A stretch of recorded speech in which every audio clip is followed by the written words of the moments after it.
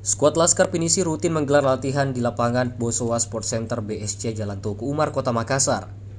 Pelatih PSM Makassar, Milomir Seslija, masih terus mencari komposisi pemain terbaik untuk mengisi skuad utama. Ia pun berencana bakal merekrut beberapa pemain untuk memperkuat kedalaman tim.